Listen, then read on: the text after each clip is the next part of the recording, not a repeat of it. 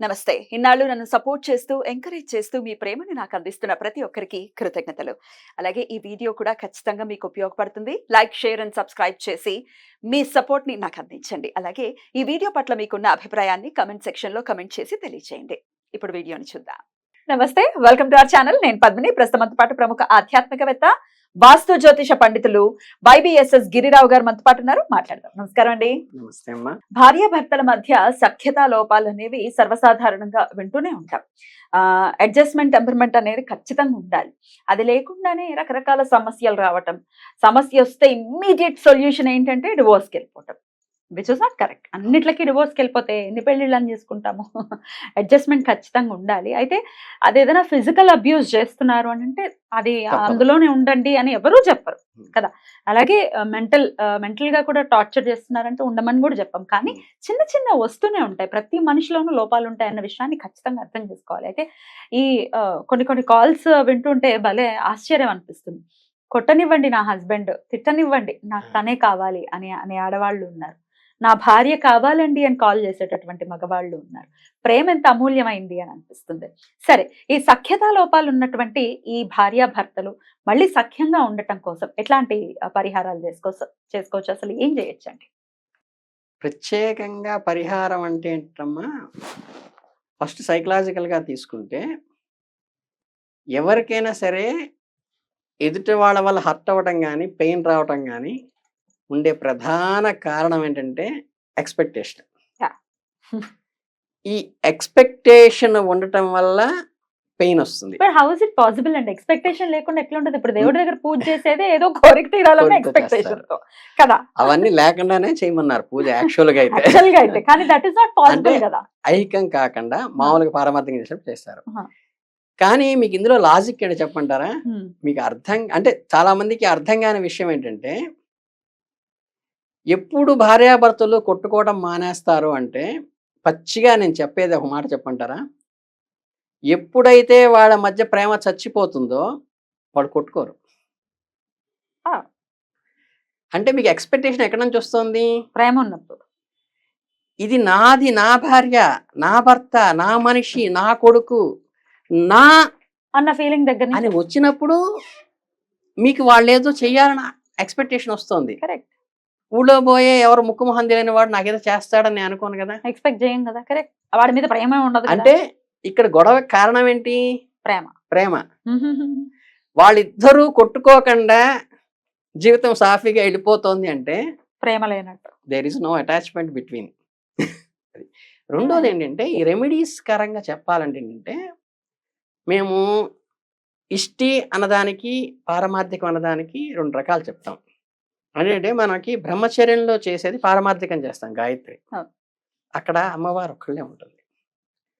లేదా వానప్రస్థంలో చేసినప్పుడు నారాయణ మంత్రం కానీ శివ మంత్రం కానీ చేసేటప్పుడు శివలింగాన్ని ఒక్కటి పెట్టుకునో లేకపోతే నారాయణం పెట్టుకుని విశ్వరూపాన్ని పెట్టుకుని మోక్షకారకంగా చేస్తాం. కానీ మీరు మధ్యలో గృహస్థం అని ఉంది. ఏది? బ్రహ్మచర్యానికి వానప్రస్థానికి మధ్యలో గృహస్థం ఉంది. గృహస్థు మీకంటే చాలామంది అంటారు లక్ష్మీదేవి వెళ్ళిపోతుంది అంటే నుంచున్న లక్ష్మి పెట్టకూడదు, కూర్చున్న లక్ష్మి పెట్టాలని ఎలా అంటారో, దంపతులు ఇంట్లో పెట్టుకునే పూజా మందిరంలో ఉండవలసిన పటాలు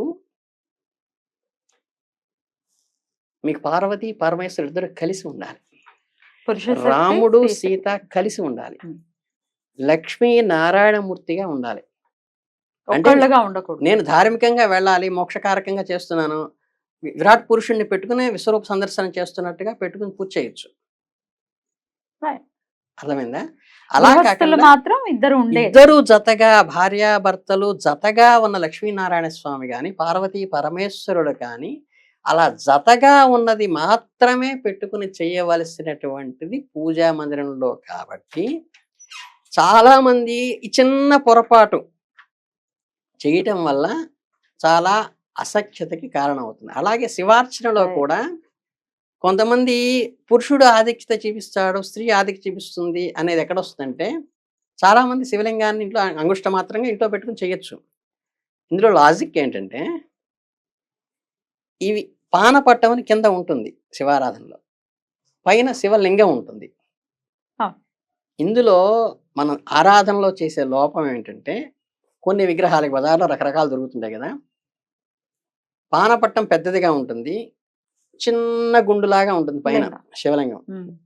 ఇటువంటిది తీసుకొచ్చి ఇంట్లో ప్రతిష్ఠ చేసి అర్చన చేసినప్పుడు, ఆ ఇంట్లో స్త్రీ సామ్రాజ్యం ఎక్కువైపోయి పురుషుడు హెన్పెక్కెడ్‌గా తయారైపోతాడు.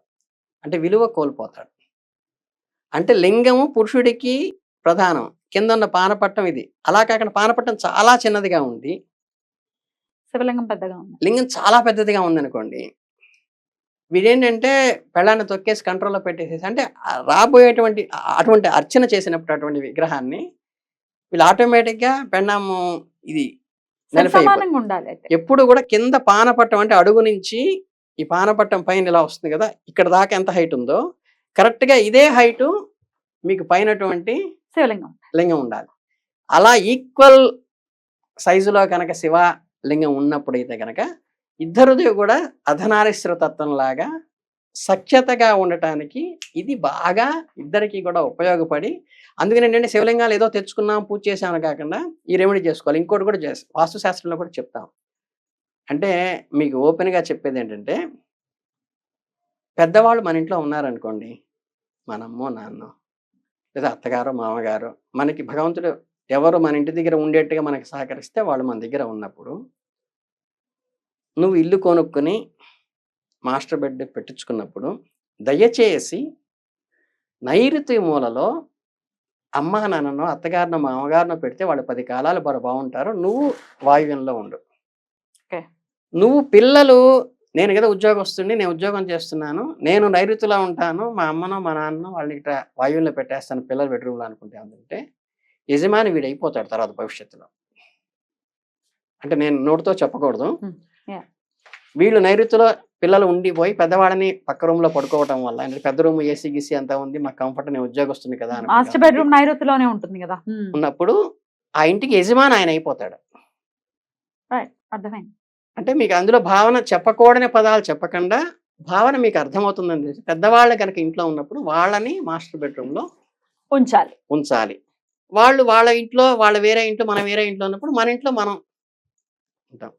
ఇవేంటంటే ఈ శివలింగార్చనలో కానీ పటాలు పెట్టుకునేటప్పుడు ఇద్దరు కూడా లక్ష్మీనారాయణలు కానీ పార్వతీదాసులు పెట్టుకోవడం కానీ ఇంట్లో వాస్తులు ఈ లోపాలు కానీ ఇవేంటంటే మనకు తెలియకుండా చేసేటువంటి చిన్న చిన్న లోపాలు కాబట్టి దానికి జస్ట్ ఈ రెమెడీ మన చిన్న మార్పు చేసుకుంటే అద్భుతంగా జీవితాలు ఉంటాయి. ఇవి తెలియక చాలా మంది చేస్తుంటారు.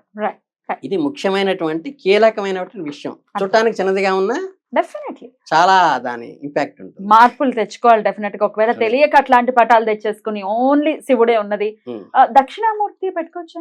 దక్షిణామూర్తిని ఉండదు కదా పక్కన. మనం అక్కడ పూజా మందిరంలో ఈశాన్యంలో పెట్టుకోం, దక్షిణంలో పెడతాం. పూజా మందిరంలో మనం తూర్పు ముఖంగా ఇంట్లో కూర్చుంటాం, దేవాలయంలో పడమర. ఇది కూడా చాలా మంది అడుగుతారు. ఇది పానపట్టం కుడిపక్క ఉండాలా, ఎడం పక్క ఉండాలా, శంకు కుడిపక్క ఉండాలా, చక్రం కుడిపక్క ఉండాలా, ఇవేమీ లేవమ్మా. ఎప్పుడూ కూడా స్వామివారికి మనకి దేవాలయంలో చూశారనుకోండి, దేవాలయంలో స్వామివారు తూర్పు ముఖంగా ఉంటారు. అర్థమైందా?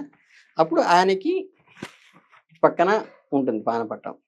అదే దేవాలయంలో చూసినప్పుడు చక్రం కుడి చేతిలో ఉంటుంది. అది ఏ దిక్కైనా ఉండొచ్చు.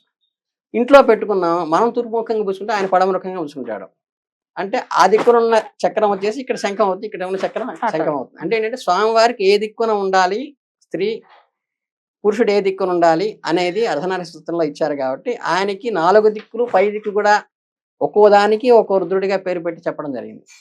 కనుక ఏంటంటే మనం మనకి ఎదురుగా కూర్చోబెట్టుకున్నప్పుడు ఆ రూపంలోనే ఉంటారు. ఇవన్నీ ఏంటంటే ధర్మ సూక్ష్మాలు అయినప్పటికీ కీలకమైనవి. అందుకని మీకు స్పెసిఫిక్ గా తప్పకుండా అది కావాలి, తెలుసుకోవాలనే కదా అడిగింది. చాలా అద్భుతంగా మాకు వివరించారు. సఖ్యతా లోపాలు అనేవి ఏ భార్యాభర్తల మధ్య అయినా ఉన్నప్పటికీ ఆ లోపాలన్నీ కూడా పోయి సఖ్యంగా ప్రధానంగా గుర్తుపెట్టుకోవాల్సింది ఏంటంటే మీ ఆడవాళ్ళకి తల్లులందరికీ చెప్తున్నది ఏంటంటే మీరు బతిమలాడో బామాలో గోముగా అడుగో మీరు పేరెంటానికి వెళ్ళినప్పుడు లేదా మీరు పార్టీకి వెళ్ళినప్పుడు లేదా బర్త్డే పూజ చేసుకోవాలి. కలిసి కనుక దంపతులు కలిసి కనుక పూజ చేసుకుంటే భగవంతుడు మన ఏ రూపంలో చూస్తాడో ఇలా చక్కగా ఉండండి రా అని ఆశీర్వదిస్తాడు.